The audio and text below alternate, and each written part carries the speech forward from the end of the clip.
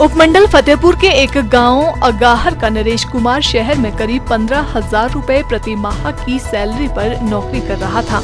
नरेश कुमार ने कहा कि उनके पास काफी भूमि थी, लेकिन अच्छी देखरेख न होने की वजह से उनकी भूमि बेकार पड़ी थी। उन्होंने कहा कि एक दिन उन्होंने नौकरी छोड़कर वापस जाने का मन बना लिया और बेकार पड़ी भूमि में खेती बाड़ी करने का निर्णय लिया।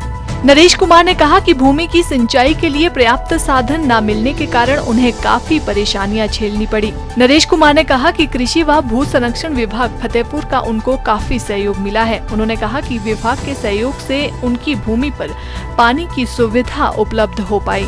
और ये जो हमने टैंक बनाया है, ये जल से कृषि को बल के अंतर्गत बनाया है और इसमें जो लागत लगी है 4,98,000 रुपये के करीब लगभग लागत लगी है।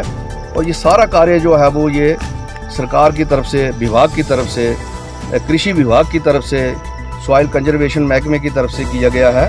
और किसान जो है वो पानी अपने खेतों में लगा रहे हैं। सौर सिंचाई योजना के तहत ना कोई बिजली का बिल आएगा, जब चाहें ये बिजली को ऑन कर सकते हैं, मोटर को ऑन कर सकते हैं और कोई भी इनके ऊपर अतिरिक्त पैसा खर्च नहीं होगा। डॉक्टर मीनाक्षी सैनी है और मैं कृषि विभाग में कृषि विकास अधिकारी के पद पर कार्यरत थी और मैं सॉइल कंजर्वेशन विंग में हूँ एग्रीकल्चर में। और मैं आपको बताना चाहूँगी कि मेरा एज ए ईडीओ यहाँ पे क्या काम है। जैसे सॉइल कंजर्वेशन में हमारे पास बहुत सी स्कीम्स होती हैं, हम इसमें वाटर कंजर्वेशन करते हैं। जैसे ये यहाँ जहाँ हम आए हुए हैं, यहाँ पे हमने एक चेक डैम लगाया है, जो पहले आपको दिखाया हमने। चेक डैम में हमने पानी, फिर चेक डैम लगाने के बाद हमने ये टैंक बनाया है और टैंक में पानी स्टोर किया। फिर किसानों की तरफ से हमें मांग आई कि हम वो चाहते थे कि हम ये पानी लिफ्ट भी करें, तो उसके लिए हमारे विभाग ने इनको सोलर लिफ्ट इरीगेशन स्कीम दी, जिससे पानी लिफ्ट हुआ और इस टैंक में स्टोर हुआ। अब टैंक के बाद किसानों का फिर से हमसे आवेदन था कि हम उस पानी को हर एक खेत तक पहुँचाएँ, तो उसके लिए हमने उनको फ्लो इरीगेशन स्कीम के तहत फवारा सिस्टम प्रोवाइड किए, जिससे उनके हर एक खेत में फवारे के थ्रू पानी लगता है और पाइपें दी हैं पानी के लिए।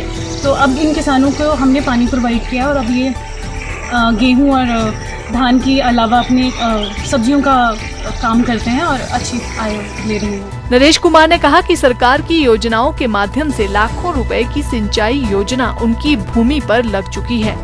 उन्होंने कहा कि अभी उन्हें 2 वर्ष खेतीबाड़ी करते हुए हो गए हैं। उन्होंने कहा कि खेतीबाड़ी में उन्हें काफी मुनाफा हो रहा है। उन्होंने कहा कि वे सब्जियां बेचकर कमाने लगे हैं।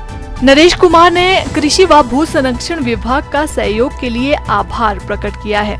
खीरा है लगाया हुआ है, डानी है, घिया है, करेला है और सर ये चीज़ें फिलहाल। ये कैसे आपके जहन में आ गया कि हम मुझे जो है ना बाकी जॉब को छोड़ के जो ना इस तरफ मैं अगर काम करूं तो मुझे ज़्यादा बेनिफिट होगा? तो किससे इंस्पायर हुए थे आप?